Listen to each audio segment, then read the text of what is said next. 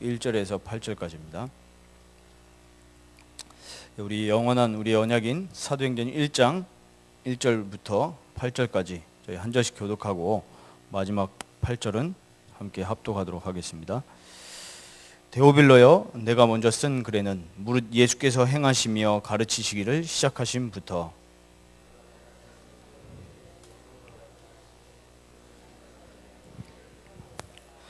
그가 고난 받으신 후에 또한 그들에게 확실한 많은 증거로 친히 살아계심을 나타내사 40일 동안 그들에게 보이시며 하나님 나라의 일을 말씀하시니라.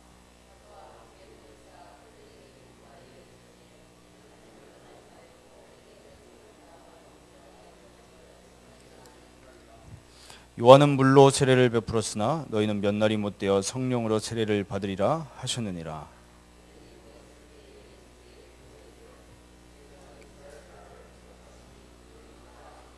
이르시되 때와 시기는 아버지께서 자기의 권한에 두셨으니 너희가 알 바 아니요 오직 성령이 너희에게 임하시면 너희가 권능을 받고 예루살렘과 온 유대와 사마리아와 땅까지 이르러 내 증인이 되리라 하시니라. 아멘. 하나님이 우리에게 원하시는 것은 어떤 좋은 행위나 또 열심을 요구하신 게 아니라 우리가 그리스도를 올바르게 붙잡기를 원하십니다. 하나님이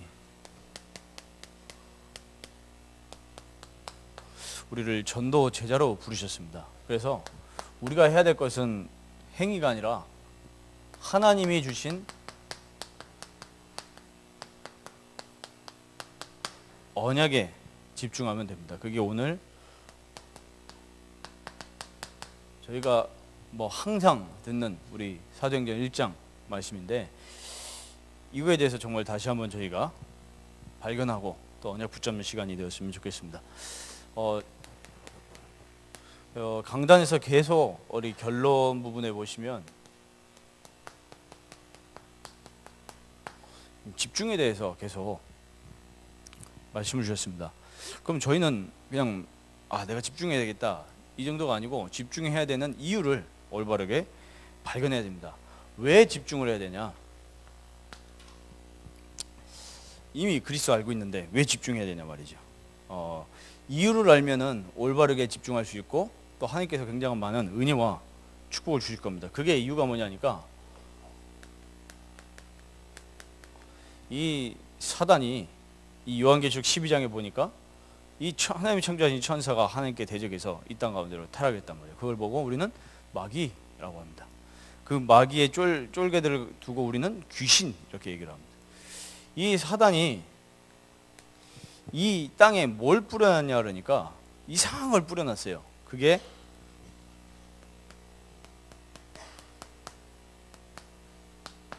12가지 문제입니다. 지난주에도 이제 말씀드렸지만 사람들이 겉에 드러난 문제는 막 잘 보잖아요. 근데 뭘 못 보냐 하니까 그 뒤에 있는 12가지 문제를 보지 못해가지고 망하는 겁니다. 12가지 문제를 진정으로 봤다면 우리에게 답이 딱 한 가지밖에 없죠. 그리스도라는 답이 나옵니다. 저 사람이 아무리 돈이 많아도 열심히 살아도 그리스도 없기 때문에 어느 순간 삼저주 오는 걸 못 먹는단 말이에요. 그렇게 열심히 교회 다녔는데 어느 순간 영적 문제 오는 걸 못 먹어요. 왜요? 교회는 다녔으나 그리스도를 발견 못했기 때문에요. 자, 그러면 이 사단이 이 세상에 12가지 문제를 우리가 뿌려놨다는 것을 보게 됩니다. 이걸로 배우고 이걸로 살고 이걸로 기뻐하는 게 이 지구상의 70억의 모든 사람들이에요. 그래서 이게 각인 뿌리 체질이 되어 있는데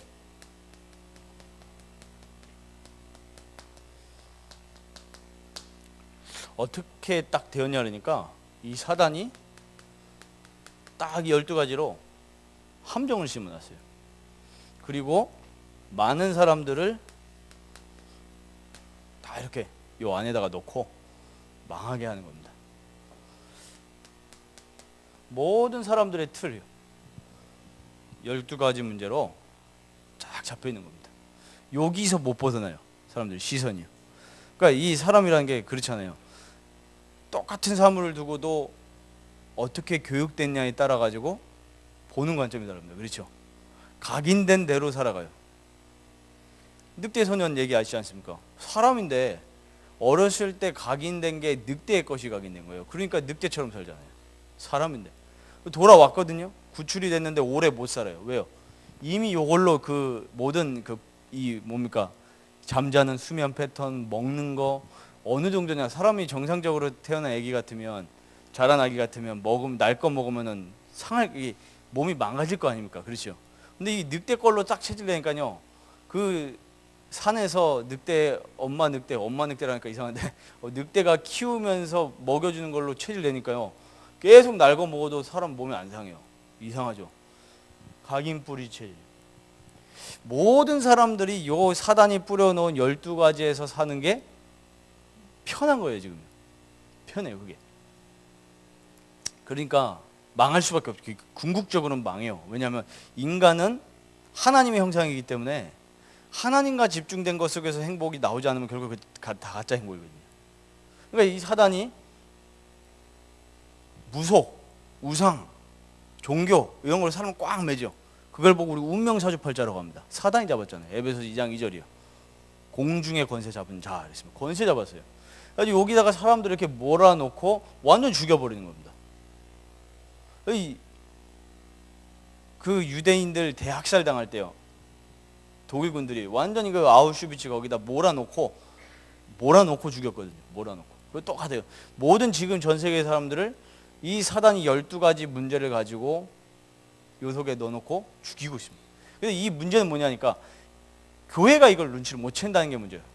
교회가요. 메시지가 없으니까요. 그렇죠. 불신자는 당연히 몰라요. 고린도후서 4장 4절 보니까 믿지 않은 자들의 신이 믿지 않은 자들의 마음을 어떻게 한다고 했습니까? 혼미하게 해서. 혼미해요. 혼미라는 단어를 썼습니다. 성경에서.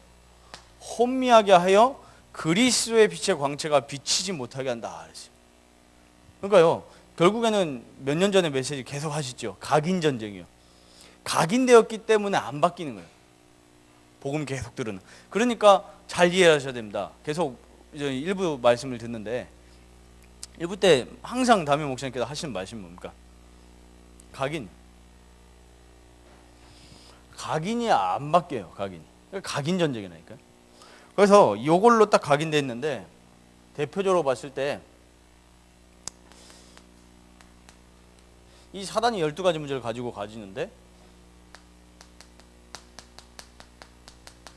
이 육신적인 거 가지고 가둔단 말이에요. 저희가 문제라고 생각하는 거 싹 다 뭡니까? 육신적인 문제예요. 예를 들면 어떤 거죠? 돈 없다. 창세기 6장이지. 내 미래가 어떻게 되겠냐? 창세기 11장. 자존심 상한단 말이에요. 창세기 3장. 요 육신적인 걸 싹 다 이 사람들을 죽여가고 있어요. 그래서 진짜 영적인 이 그리스도 하나님 나라 오직 성령 축복 못 누리도록 해요. 그래서 많은 사람들이 육신적인 거에만 밟지 영적인 거에 전혀 밟지를 못해요. 그 증거를 몇 가지만 말씀드리겠습니다. 이 사람의 시각 자체가 지금 시선 자체가 영적인 걸 전혀 못 본 상태예요. 그러니까 대다수의 기독교인들이 그런 상태라 이렇게 보시면 됩니다. 그래서 우리가 이걸 알면은 진짜 축복 받을 수 있거든요. 요한복음 3장에 보니까 이 니고데모라는 사람 나오죠. 니고데모가 찾아와가지고 예수님께 물어봤어요. 거듭나는 것에 대해서 뭘 이해 못했죠? 영적인 걸 이해 못하는 거예요. 예수님 지금 구원과 생명에 대해서 얘기하고 있는데 니고데모는 뭐 얘기하고 있습니까? 어떻게 거듭날 수 있냐 사람이 어떻게 엄마 뱃속에 다시 들어갈 수 있냐? 영적 눈이 어두워요.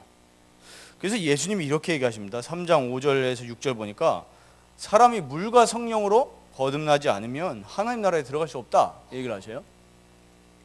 그러면서 육으로 난 것은 육이요 영으로 난 것은 영이니 이런 어마어마한 메시지를 던지신단 말입니다. 그러면서 3장 14절에 뭐라고 얘기하냐면 모세가 광야에서 뱀을 든 것 같이 이랬어요. 이 말이 무슨 말입니까? 그 노뱀 들었을 때요. 노뱀 바라보는 자 다 살았잖아요. 그러면서 본디 얘기하신 게 그 뱀이 들린 것과 같이 인자도 들려야 하리니 이랬어요. 이 말이 무슨 말입니까? 앞으로 예수님께서 십자가 지실 것을 이미 예언을 하고 있는 겁니다. 예언을요.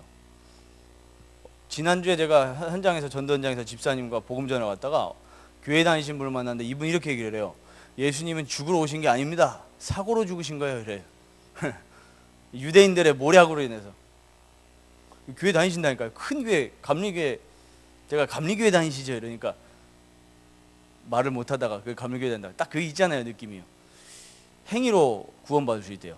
실천을 열심히 해야, 말씀을 실천하고.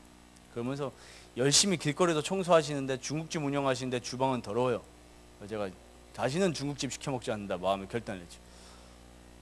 영적 문제 완전 걸리고요. 남편분 영적 문제 귀신 보여가지고 넘어지고 막 이런데도 영적인 눈이 하나도 안 띄어졌어요. 이 말씀에 제가 그래서 얘기했거든요. 이미 구약에서부터 죽으실 걸 예언하셨다. 이사야서 53장 5절, 그 다음에 고린도전서 15장 3절 4절 얘기하면서 성경대로 죽으시고 성경대로 다시 살아날 걸 말씀하셨는데, 그러니까 그리스도가 땅에 떨어진 거예요. 아무것도 몰라요. 그래서 지금 이 니고데모도 전혀 영적인 눈이 안 열린 그런 상태입니다. 여기서 14, 15, 16에 무슨 얘기하셔요? 16절에 그 어마어마한 요한복음 3장 16절 메시지를 주신 겁니다. 하나님이 세상을 이처럼 사랑하사 독생자를 주셨으니 이는 저를 믿는 자마다 멸망치 않고 영생을 얻게 할 것임이라 그랬습니다.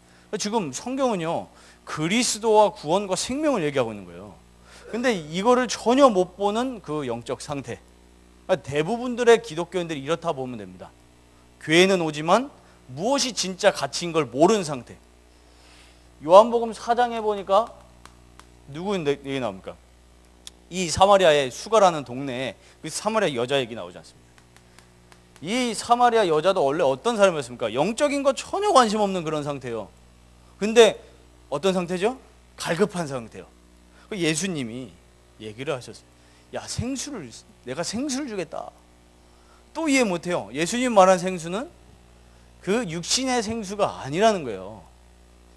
근데 지금 수많은 기독교인들이 뭘 보고 살고 있죠? 그 육신의 생수 보고 살고 있는 거예요.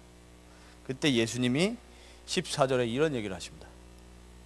내가 주는 물을 마시는 자는 영원히 목마르지 아니하리니 내가 주는 물은 그 속에서 영생하도록 솟아나는 샘물이 되니라. 14절에요. 그러면서 24절에 유명한 얘기 하시죠. 하나님은 영이시니 예배한 자가 영과 진리로 예배할지니라. 영적인 것 세계에서 얘기를 한단 말이에요. 이때 사마리아 여자가 박살난 거예요.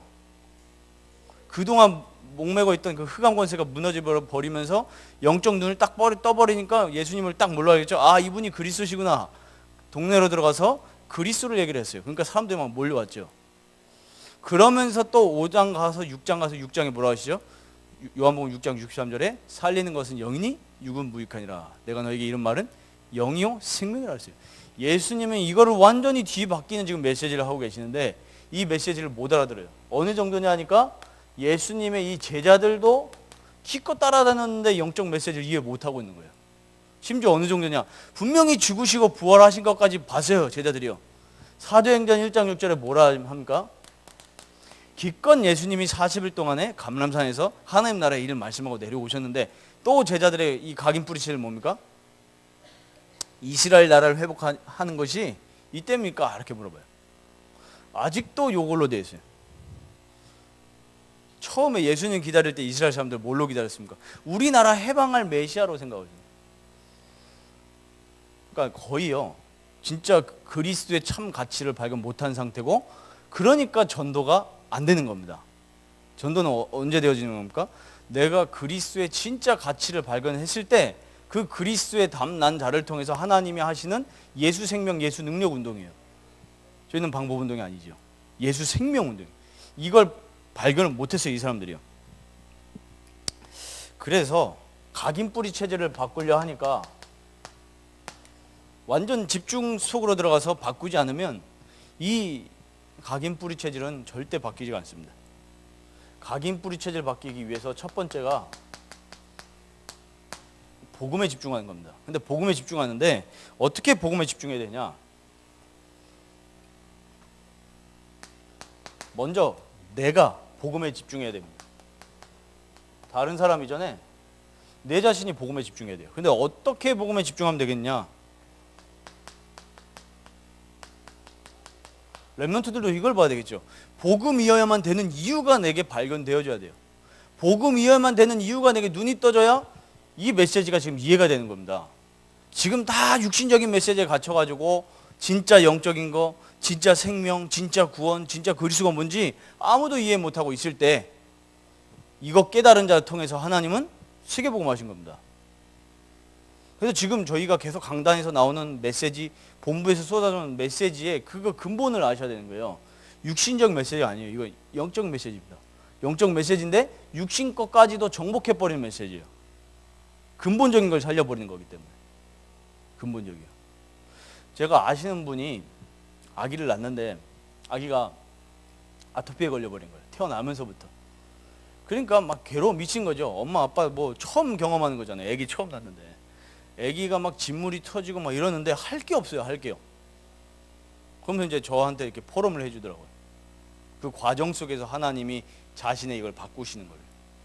아토피가 막 진물이 터져가지고 부모가 할 게 없잖아요. 그러니까 할 수 있는 게 뭐밖에 없죠? 이 피부과 가서 약을 맞아야 되는데 스테로이드를 준단 말이에요. 스테로이드를 주면 일단은 피부가 좋아지잖아요. 문제는 뭐냐? 속이 상해요. 속이. 그럼 이분이 딱 깨는 거예요. 저희 동기인데 이게 종교구나. 이게 잠깐 하면 낫는데 안 나요. 근본적으로는 안 나요. 속만 더 망가뜨려요. 그러면서 어떻게 해야 하냐 하니까 이제 소개를 받아가지고 이제 체질을 개선하는 이제 한의원에 이렇게 간 겁니다. 그 과정 속에서 부모로서 할 수 있는 게 아무것도 없는 거예요. 스테로이드를 놓자니 애는 이거 스테로이드 하면 좋아지는데 애 속은 버리죠. 애기니까. 그러면서 속을 이렇게 바꿔 나가는 걸 이렇게 하는데 많이 좋아졌어요. 사람들이 진짜 영적 문제를 모르니까 자꾸 뭐만 건드리냐니까 육신적인 것만 건드리는 거예요. 지난주 강단 말씀이에요. 왜 사람들이 거짓 종교, 거짓 선지자 넘겨가죠? 잠깐 그 겉에 거가 잠깐 역사 일어나고 치유 일어나니까 가는 거예요. 그죠? 진짜 근본은 안 바꾸고. 진짜 영적 문제, 근본 문제 알아버리면요. 그리스도에 대해서 한이 생기는 거예요. 한 정도가 아니죠.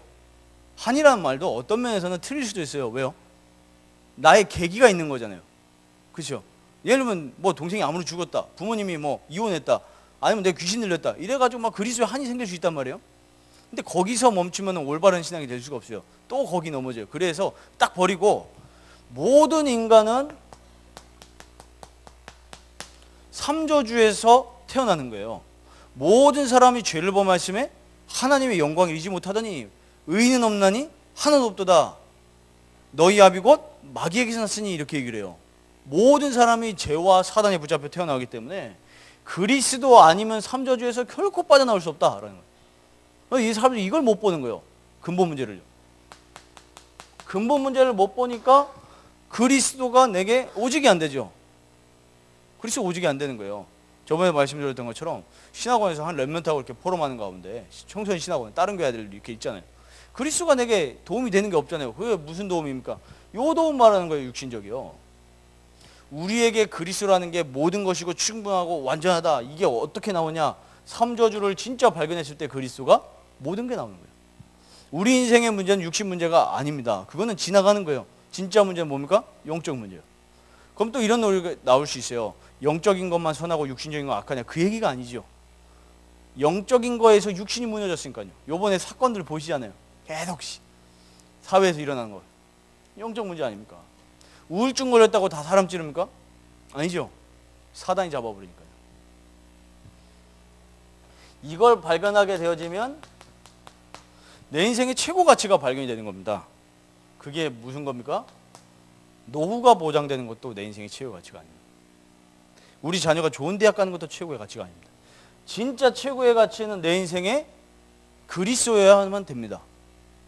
그리스도가 내 인생의 최고의 가치구나. 이게 발견되어질 때 각인이 바뀌기 시작해요. 그러면서 정말 하나님 나라에 임해야 되는구나. 그 절대 이유를 아는지. 분명히 마태복음 12장 28절에 뭐 예수님 뭐라 하셨습니까? 주어가 나예요. 28절에 내가 성령을 힘입어 귀신을 쫓아낸 것이면 하나님의 나라가 이미 너희에게 임하느니라 그랬습니다. 언제 하나님 나라에 임합니까? 진짜 예수 그리스도 이름 붙잡을 때 하나님 나라에 임해요. 소유하기만 해도 하나님 나라에 임하죠. 그러면서 오직 성령이요. 왜요? 이 모든 영적인 것은 뭘로만 가능하죠? 성령으로만 가능해요. 요한복음 6장 63절, 고린도전서 2장 10절에 14절. 성령은 하나님의 모든 것 깊은 것까지도 통달하신다 그랬습니다. 고린도서 또 보니까 성령이 아니고서는 예수를 주로 시인할 수가 없다 그랬습니다. 12장이죠. 이 언약의 가치요. 언약의 가치를 발견하게 되어지면 그 다음 어떻게 됩니까? 그 다음 나오는 과정이 집중이죠. 집중하지 말라고 해도 집중 속으로 들어갑니다. 잠깐 작심삼일 했다가도 또 집중 속으로 들어가요. 이유와 가치를 발견했기 때문에. 이게 사도행전 1장 14절에 그 마가닥방의 사람들이었습니다. 위기 속에서도 뭘 발견했죠? 이유를 발견했어요. 이 위기 속에서도, 환난 속에서도, 핍박 속에서도 가치를 발견했어요. 그러니까 집중. 왜요? 지금 우리나라가 로마에 속국된 게 문제가 아니고 저 로마의 지도자가 이 속에 잡혀있기 때문에 진짜 나라 살리는 길은 복음 전하는 길이다. 결론 나버린 거예요. 경제 위기가 문제가 아니다. 결론 난 거예요. 1장 14절에 모이니까 어떻게 됩니까? 15개 나라에서 하나님이 산업인들을 보내버리셔요. 사도행전 2장에 보니까요. 그렇죠? 복음 가지고 있는 그 속에 하나님이 모든 것을 회복시키시고 모든 걸 축복하십니다. 그러니까 저에게 이런 고백이 되어져야 됩니다. 내 인생의 문제는 다 끝났다. 문제 없다. 이런 고백이 나오셔야 돼요. 문제가 있으신 것 같으십니까? 그거 가지고 혹시 기도하십니까? 아직 우리가 이거를 발견 못했을 가능성도 있어요. 진짜 우리가 그리스도를 발견했으면 무슨 기도가 나옵니까? 이번 주 강단 말씀 주신 것처럼 이 언약 속에 있을 수밖에 없어요. 그의 나라와 그의 의를 구하라. 발견했으니까요. 발견한 자는 다른 게 문제가 안 돼요. 대표적인 증인들이 초대교회 사람들. 그냥 집중하지 마시고 먼저 이유와 가치를 스스로 한번 더 포럼도 해보시고, 스스로요. 하나님과. 그리고 자녀들과 포럼도 해보시고. 특히 자녀들은 제가 렘넌트 사역 하는 입장에서 이렇게 말씀을 드리면 렘넌트들한테 무조건 늘 게 아니고 엄마하고 아빠하고 이게 이해가 되어줘야 돼요. 애들이요. 엄마 아빠 하는 소리가 이해가 되어줘야 돼요. 그래서 진짜 그리스도에만 되는 이유. 그러니까 때로는 전도 체험도 시키고요. 현장 같이 데리고 가서. 어떨 때는 같이 여행 가서 진짜 저 무너져가는 사람들 보여주기도 하고요.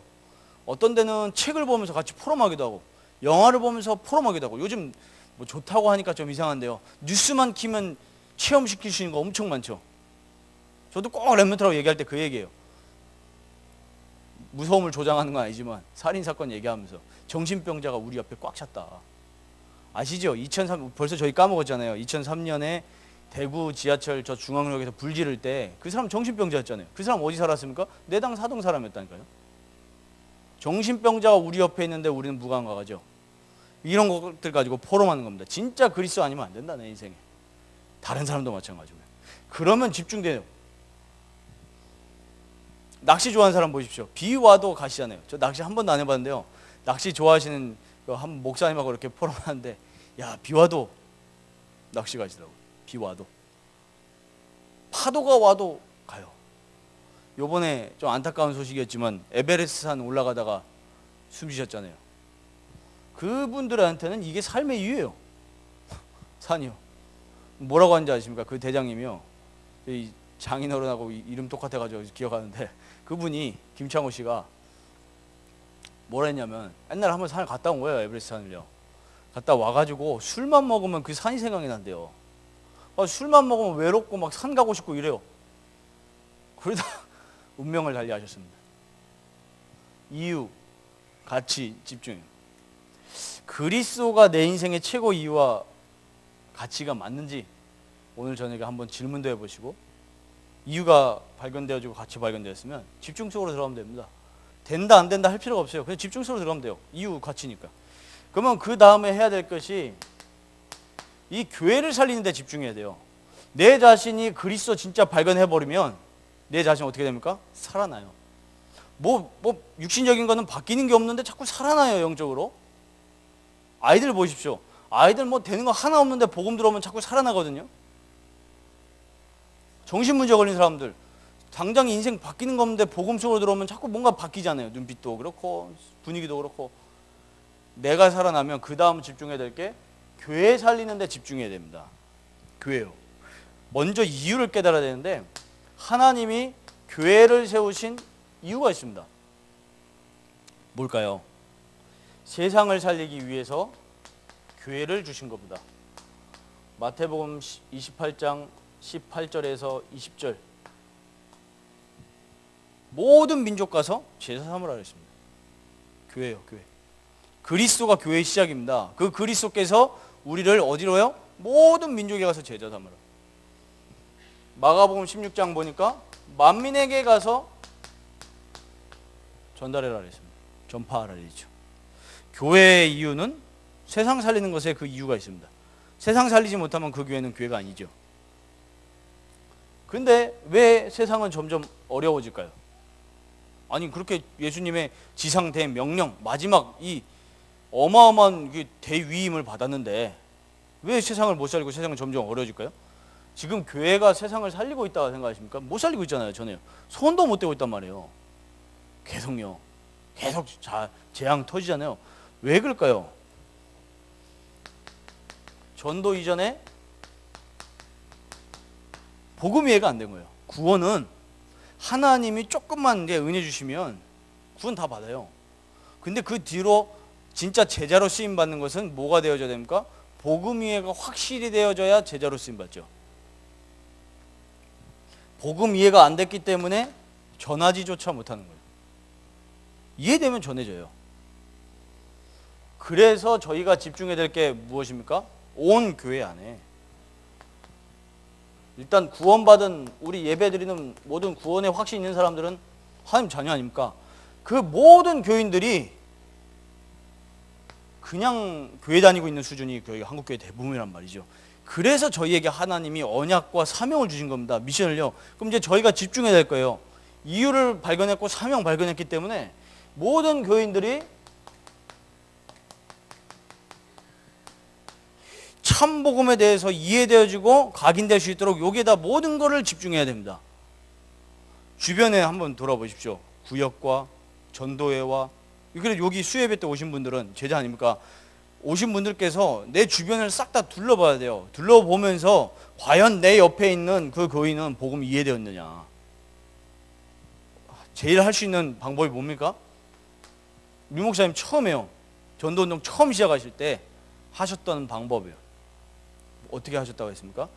막 이렇게 어떤 판을 벌린 게 아니고요. 진짜 한 사람 한 사람씩 만나서 1대1로요. 뭘 얘기하십니까? 류 목사님 자주 쓰시는 표현이요. 저는 참 마음에 드는데 슬슬이랬어요. 슬슬. 뭐 특별하게 야 오늘 훈련하자 이게 아니고요. 슬슬 했다 그랬어요. 슬슬이라는 표현이 뭡니까? 밥 먹는 척 하면서 참복음이 뭔지를 설명해 주는 거예요. 간식 같이 먹는 척 하면서 참복음이 뭔지. 왜요? 같이 포럼하자 부담돼서 안 올 사람들이 많거든요. 그래서 같이 놀러 간 척 척 하면서 참복음이 뭔지를 설명합니다. 이분들이 이제 복음에 대해서 깨어졌단 말이에요. 1대1로 이렇게 했을 때 깨어지니까 그 다음부터 뭐가 열리죠? 다락방이 열리는 거예요. 그게 30군데 다락방이었습니다. 그래서 이 사람들이 복음 교인이 목사님이 현장에 가셔가지고 30군데를 연 게 아니고 이미 있었던 동삼제일교회 30여 명의 그 사람들에게 복음이 뭔지를 정확하게 깨닫게 하고 그 다음에 그 집과 식당이면 식당, 사업처면 사업장 1대1 말씀운동 시스템부터 연 겁니다. 근데 이분들이 복음이 진짜 참복음이 이해되어지니까 보여지는 거예요, 현장이요. 거기 한 명으로 시작했는데 하나님이 막 불신자를 보내는 겁니다. 왜요? 그 한 명의 성도가 복음이 이해되니까, 참복음이 이해되니까 하나님이 원하신 건 참복음 전달되는 거잖아요. 그 교인이 참복음 이해하고 사명 딱 깨달아 버리니까 그 30군데에 동시다발적으로 말씀 운동자가 열려버리는 거예요. 그래서 어느 정도냐니까 집에다 붙여놨다지 않습니까? 몇 날 몇 시에 성경 공부합니다. 밖에다 붙여놨다는 거예요. 복음 필요한 사람 너무 많으니까. 그 시대에. 그러면 이제 저희가 교회를 살리는 데 집중하면 그 다음 열리는 게 있겠죠. 그 열리는 것에 이제 집중하면 됩니다. 이 모든 교인들이 참복음이 이해되어지고 진짜 심겨지는 그 현장의 모델이 어디였냐니까 사도행전 2장 42절이었죠. 사도의 가르침을 받아 서로 교제하고 떡을 떼게 힘썼다 그랬습니다.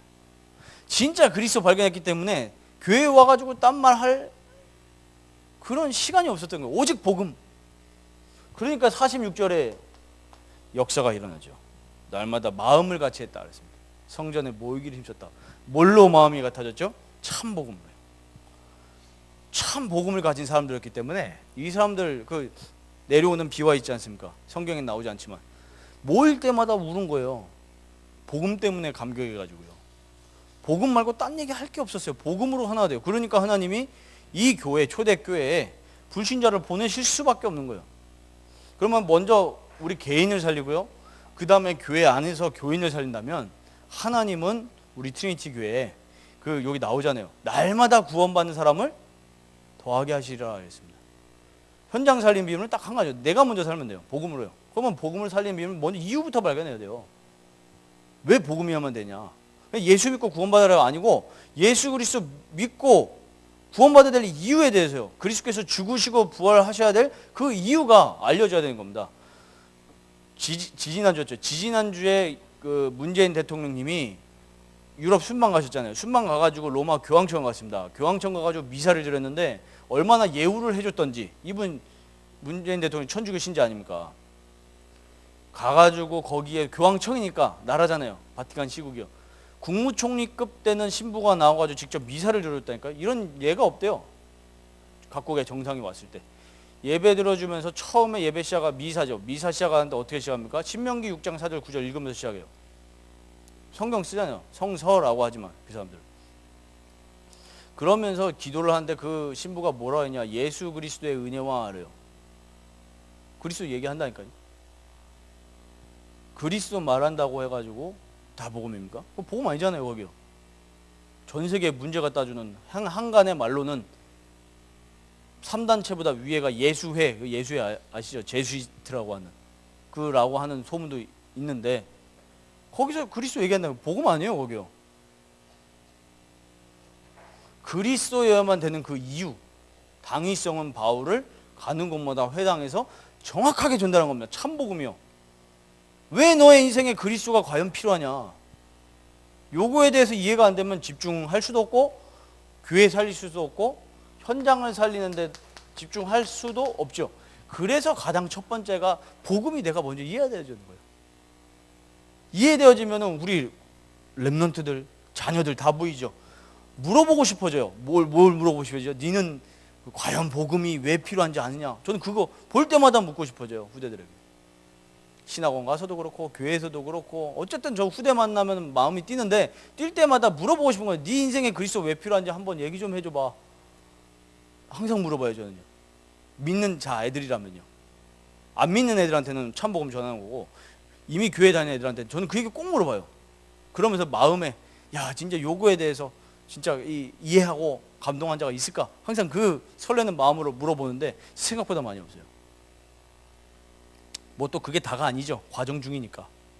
뭐 저도 청소년 때 뭐 참복음 뭐 얼마나 깨달았겠습니까? 끌고 가시는데 어쨌든 간에 이 참복음이요. 그리스도가 진짜 필요한 이유, 내 인생에. 이 지금 요 물었던 사람들이요. 다 딴 데 짚었다니까요. 그리스도가 필요한 이유를요. 이 패러다임 자체가 이 사람들 관점이 철저하게 육신이요. 성경에 뭐랍니까? 육신의 생각은 사망이요 이랬습니다. 사망이요. 하나님이 주시는 생각은 평안이라 했습니다. 그러니까 맨날 인생이 평안하지가 않죠. 그래서 저희가 나를 살리고 우리 교회를 살리자. 교회 살리는 비밀은요. 모든 교인이 참복음을 이해할 수 있도록 도와주는 겁니다. 그거를 위해서 하나님이 누구를 세우신 겁니까? 장로님들을 세우신 거예요. 권사님들을 세우신 거예요. 구역장들을 세우신 거예요. 권찰님들을 세우신 거예요. 뭐 하라고요? 복음 이해할 수 있도록. 초대교인이 이거 한 겁니다. 구역장, 권찰 이유가 이겁니다. 내 구역에 있는 모든 사람들이 참복음을 이해할 수 있도록 나는 돕겠다 오늘부터. 이 언약 잡으면요. 하나님은 그 사람에게 모든 것을 다 쏟아 부어주실 거라고 저는 확신합니다. 그게 C잖아요. 커버넌트요. CVDIP 중에요. 항상 뭐 보라고 하셨습니까? C에서요? 복음이 얼마만큼 왔냐 그걸 보라는 거예요. 전도 이전에 한국 교회에 복음이 없어진 거예요. 이 전체에 복음이 없어진 거라니까요. 그리스도 얘기한다고 복음이 아니에요. 그리스도여야만 되는 이유가 진짜 저는요 그 지난주에 그 짜장면집에 그 아주머니 얘기하면서요 아 이게 한국교회 현장이고 현실이구나. 목사님이 성경 담임 목사님이 성경 1000번 읽었다고 저한테 막 자랑하시는 거예요. 본인은 시달리면서 그러면서 사람의 수준을 넘어섰대요. 그래서 제가 마지막에 영접 초청 딱 하는데 믿음으로 구원받는 게 아니고 실천으로 구원받는 거예요. 이렇게 얘기하죠. 야 이게 현실이다. 매일 새벽 예배 가시거든요. 남편분 막 푸석푸석해요. 얼굴이요. 완전 시달려가지고. 남편분 복음 전하려니까 배달 전화 와가지고 가셔가지고 못 줘했는데 자료만 전달하고 왔죠. 제가 자료에다가 무슨 자료 올려놓고 온지 아십니까? 중지자 편지 그때 나왔던 거 있거든요. 그리스도가 필요한 이유. 그거 놓고 왔어요. 그리스도는 알지만 그리스도가 필요한 이유를 모르는 그 현장. 그러면 현장 뭐 살리는데 이 집중하는 것은 뭐 저절로 연결됩니다. 바울이 여기에 집중한 거죠. 이 모델입니다. 내가 있는 현장을 한번 분석해 보십시오. 사업처에 계신 분들은 사업처, 학교에 있는 렘넌트는 학교. 제가 렘넌트한테 사명 심는 팀사 갈 때마다 항상 얘기하는 게 있어요. 니네 학교에 니 말고 참복음을 하는 사람이 과연 몇 명이나 될까? 헛된 자부심을 심어주는 거일 수도 있겠지만 저는 그건 맞다고 생각합니다. 과연 너 말고 너 학교에 뭐 예를 들면 여기 옆에 달성고등학교 한 1000명 넘잖아요. 1000명 넘는 학생 중에 예수님이 그리스도라고 정확히 아는 사람이 네 말고 과연 몇 명이나 있을까 학교 현장에. 그럼 뭐가 생깁니까? 하나님이 나를 이번 주 강단 말씀이죠. 특별 선택했다는 걸 알게 돼요. 교만이 아니고 그 많고 많은 사람 중에 하필 나에게 복음을 알게 하셨을까? 분석하는 거예요. 현장 분석, 뭐 종교도 분석하고 뭐 경제도 분석 다 하지만 현장에 복음이 실종됐다는 것을 정확하게 봐야 되는 거예요. 복음이 실종된 정도가 아니고 어떻게 됐습니까? 13, 16, 19가 현장이 장악됐다는 사실을 보여주면 내 마음에 뭐가 타죠? 불이 타는 거예요. 저는 팀 사역의 핵심은 그거라고 생각합니다. 이 사람에게 불을 심어주는 거예요. 어떤 불이요? 야, 전도 많이 해라. 그 불은 꺼질 수가 있어요. 그렇죠? 하다가 안 되면 꺼지잖아요. 왜요? 목표가 전도였기 때문에. 그렇죠? 근데 진짜 전도도 아니고 가짜 전도. 근데요, 진짜 사그러지지 않는 그 사람 마음속에다가 이 진짜 내가 만나지 않아서 양육을 안 해줘도 영원히 본인이 혼자 살아남으면서 전도 운동할 수 있는 그 뭔가 불덩이를 심어줘야 되는데 그 불덩이가 뭐겠습니까? 복음이요. 복음이요. 복음 가진 사람은 전도하지 말라고 해도 전도하죠. 왜요? 복음을 아니까. 아, 내 현장에 복음이 실종됐다는 거 아는 사람은 복음 없다는 것만으로도 어떤 마음이 들어요? 안타까운 마음이 드는 겁니다. 내 동네를 보면서. 내당 사동 저희가 캠프 중인데 내당 사동에 17,000여 명이 삽니다. 17,000여 명이고 세대가 7,000여 세대예요. 그 사람 중에 복음을 하는 세대가 얼마나 될까?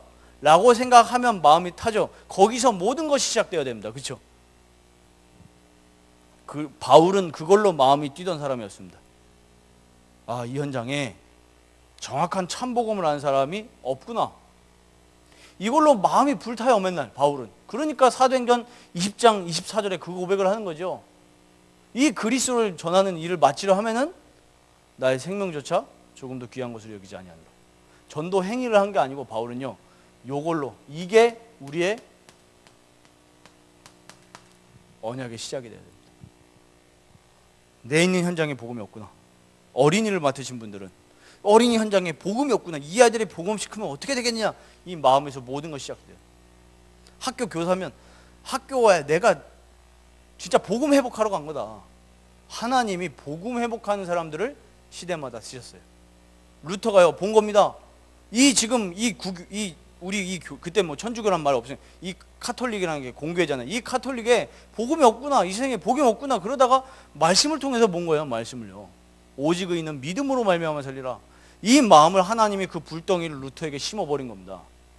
이 불덩이는 맨날 타올라요. 사람이 매너리즘에 빠질 수가 없어요. 진짜 복음 위한 사람은. 잠깐 낙심할 수 있으나 또 올라오죠. 왜요? 복음은 성령께서 역사하시는 가장 빠른 방법이기 때문에. 그 길밖에 없고.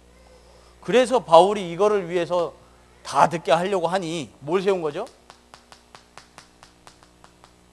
시스템을 세운 겁니다. 그게 시스템입니다. 모든 사람이 복음을 들어야 되는데 복음을 들을 시스템이 없거든요. 제가 최근에 커피 맛에 들려가지고 커피를 많이 먹거든요. 하루에 한 잔 꼭 먹는 것 같아요. 그래서 원두까지 사가지고 갈아서 먹고. 근데 이제 밖에서 먹어야 될 때가 있잖아요. 그러면 이제 카페를 가지 않습니까? 그러면요, 얼마나 이 사람들이 분석을 잘했는데요. 보통 동네 카페 이런 데 보면 10시, 10시 반, 11시 이렇게 열잖아요. 저기 회사 근처에 있는 스타벅스 이렇게 보면요, 아침 7시에 열어요. 아침 7시요. 엄청 빨리 열죠. 그러면 그 알바 출근하려면 6시에는 출근해야 된다는 얘기가 나오는데 7시에 언제든지 그 요일에 그 7시에 그 오픈과 클로징 타임 안에 가면 커피 먹고 싶은 사람들은 언제든지 커피 먹을 수 있어요. 그걸 보고 시스템이라고 합니다. 복음을 들어야 되는데 복음을 들을 수 있는 시스템이 없어요. 그렇죠? 그러니까 복음을 들으려고 하니까 진짜 갈급한 사람들 어디로 가겠습니까? 그냥 주일날 교회를 가는 거예요. 주일날요. 그렇죠? 주일날 어디 교회 있는지 찾아보고 유 목사님 메시지 초창기에 나오잖아요. 그 부산은행 다니시던 김모 씨 이렇게 해가지고 너무 갈급하니까 자기가 알아서 왔다고 거기서 그때 깨달았다고 하지 않습니까? 목사님이 예비돼 있구나. 그런 사람들이 갈 수 있는 시스템이 없는 거예요. 왜요? 주일날 교회 딱 그거 주일날 열려진 데 가야 돼. 평일날 교회에 와보십시오. 불 꺼져 있잖아요. 그래서 저희가 뭡니까? 이 시스템이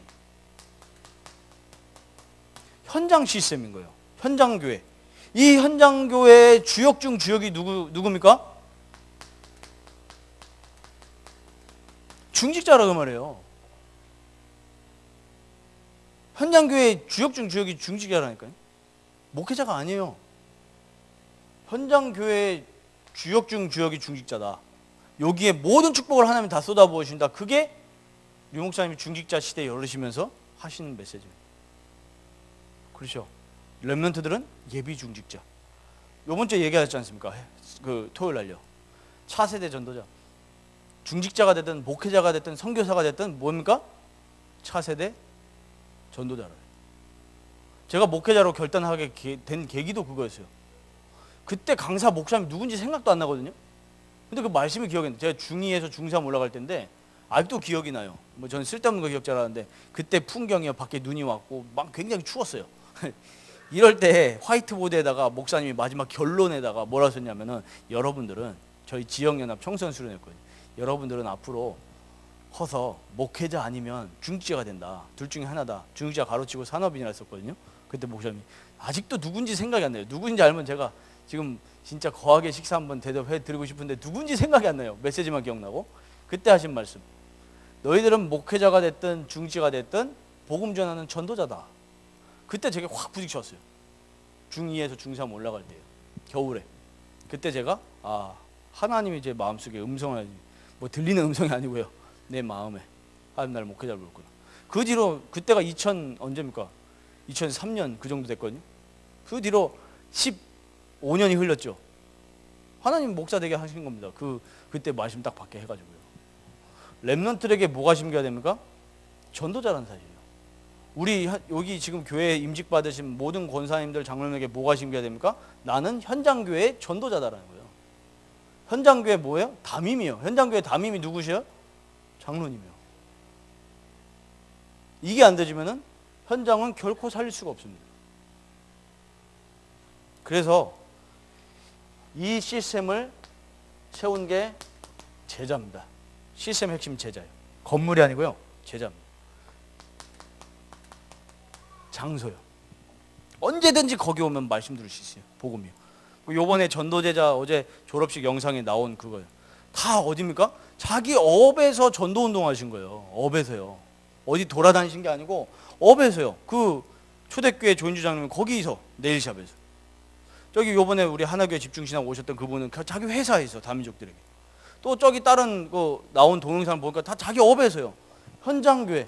하나님은 복음 듣게 하고 싶은데 현장에 시스템이 없는 거예요. 그러니까 그 언약 잡은 중직자에게 잘났든 모자랐든 축복하시는 거죠. 업에도 축복하시잖아요. 이 언약과 사명이 심겨져야 현장과 교회가 삽니다. 더 정확하게 말하면 교회가 살아야 현장이 살아요. 현장의 위기는 어디입니까? 위기라는 거죠? 교회의 위기라는 거예요. 그렇죠? 현장의 위기라는 건 교회가 위기예요. 교회가 위기이기 때문에 현장이 위기거든요. 그러면 왜 교회가 위기죠? 내가 위기예요. 내가요. 내가 복음이 없어요. 그래서 나를 복음으로 살려라. 그래서 집중. 그러니까 뭐가 나오죠? 바울이 이 각 교회에 흩어진 모든 개인들을 세우는 데다가 집중을 한 겁니다. 그게 바로 3오늘이었죠. 모든 개인들에게 뭘 준 거죠? 말씀을 준 겁니다. 그리고 뭐 줬죠? 기도 제목 준 거예요. 그러면서 뭘 보게 한 겁니까? 그 현장 보게 한 거예요. 요번 주 그 디도 파송하는 거기서 나오지 않습니까? 그레데라는 지역을 정확하게 보고 보낸 거예요, 사문을.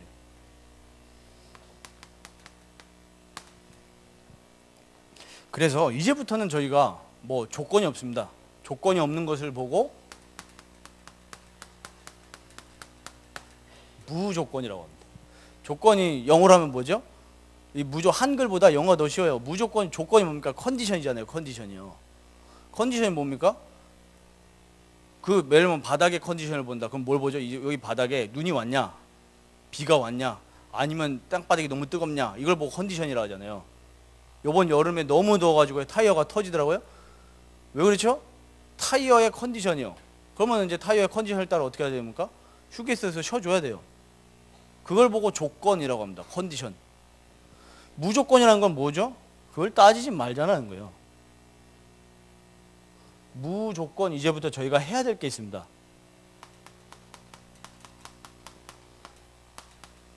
말씀운동에는 조건이 없습니다. 핍박이 와도 말씀운동 해야 돼요. 아무리 어려워도 말씀운동 해야 돼요. 이걸 보고 당위성이라고 해요. 당위성. 하지 않으면 안 되는 걸 보고 당위라고 합니다. 무조건 말씀운동. 그럼 어디서 말씀운동 해야 될까요? 어디서요? 집입니다. 우리 모든 중직자분들의 가정, 우리 모든 성도님들의 가정은 뭐가 돼야 됩니까? 복음이 날마다 흘러나오는 미션홈이 돼야 교회가 살아요. 집이 살지 않으면 교회 와가지고 살 수가 없어요. 결국에 집이잖아요. 집에서 날마다 아버님으로부터 뭐가 흘러나와야 되죠? 복음이 흘러나와야 돼요. 어머니로부터 복음이 계속 흘러나와야 돼요. 가정이 미션홈이 되지 않으면, 예를 들면 렘넌트라고 한번 예를 들어보겠습니다. 렘넌트가 주일날 와가지고 설교 한번 들어요. 그렇죠? 그리고 뭐 주중에 뭐 목사님이나 전사님이나 선생님한테 다락방 한번 합니다. 한번 해요. 그럼 뭐 조금 더 좋아서 이 아이가 축복된 아이라서 일주일에 매일 한다고 치십시오. 그럼 만나는 시간 30분 아니면 1시간입니다. 근데 이 친구가 집에 돌아가면 복음이 없다. 또 옛날로 돌아갈 수 크죠. 그래서 미션홈이라는 게 그래서 중요한 겁니다. 이 미션홈은 합숙형 미션홈 그것만 얘기하는 게 아니고요. 집 자체가 복음의 가정이 돼야 되는 얘기입니다. 여기 이제 개인도 포함이 되죠. 내가 복음이 먼저 탁 살아나야 돼요. 그러면 뭐가 보입니까? 내 주위가 보여져요. 내 주위에 이 언약이 과연 있느냐라는 거예요. 참 복음이. 결단코 없다고 보여집니다. 일본에 보면 맨날 0.3% 얘기하잖아요. 기독교인 비율이요. 그것도 기독교인의 비율이에요. 복음 가진 사람의 비율이 아니고요. 근데요, 한국도 이렇게 보니까 지금 한국 인구가 얼마죠? 한 5천만 이렇게 얘기하죠. 아까도 통계해 보니까요, 이게 인구가 계속 줄는 거예요. 작년 한 해 태어났던 이 신생아들 숫자가 얼마인지 아십니까? 33만인가? 그밖에 안 돼요. 신생아가 계속 줄어요. 그럼 지금 이제 노인들 또 막 우리나라 사망률 또 막 올라가고, 왜요? 자살 이런 막 되게 심각한 시대인데, 주변에 그 5천만 중에 5천만의 10분의 1이면 얼마죠? 500만이죠. 지금 한국교회 그 숫자가 얼마라고 합니까? 500만 안 된다고 이렇게 얘기를 하거든요. 통계청에서 2006년에 그 통계 냈을 때 개신교가 몇 만이냐면 600만인가 800만인가 그랬어요. 2006년에. 근데 진짜 웃긴 건 뭔지 아십니까? 개신교라고 표시한 사람 중에 누구도 있냐면 이단들도 있어요. 이단. 국가에서 이단 인정 안 하니까 얘들 개신교에다 포함한 거예요. 그럼 지금 늘었겠습니까? 줄었겠습니까? 줄었겠죠. 그게 2006년이에요. 12년 전. 그러면 지금 아마 400만, 500만이 안 될 수도 있어요. 진짜 복음 가진, 교회 다니는 사람 말고요. 진짜 복음 가진 사람들. 그러면 우리나라도 10%가 안 된다라는 비율이 나올 수 있는 거예요. 충분히요. 복음 가진, 참 복음 가진 사람. 참 복음을 들은 사람도 거의 없고. 내 주위를 살펴보는 겁니다. 그래서 오늘부터 사업하시는 모든 중직자분들은 사업이 목표가 아니라 사업은 그냥 따라오는 거고요. 내 주변에 이걸 하겠다.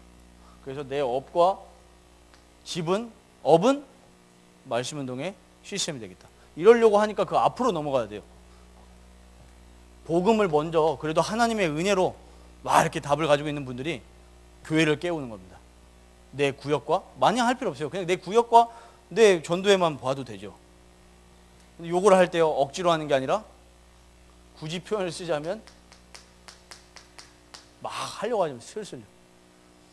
그러려고 하니 내가 먼저 복음에 집중돼야 돼요. 그래서 집중하는 방법은 강단에서 말씀하신 것처럼 나만의 시스템을 찾으시면 돼요. 주의. 그리고 마지막이 교회입니다. 교회예요. 교회의 말씀, 교회 안에 말씀 운동을 펴야 돼요. 교회 안에. 어떻게 하든지 간에 내 옆에 있는 친한 사람들 다 있지 않습니까? 1, 2, 3 남전도회, 1, 2, 3, 4 여전도회, 모든 그 속에 말씀 운동을 피는 겁니다. 무슨 복음이요? 예수 그리스도 모르는 사람 없죠.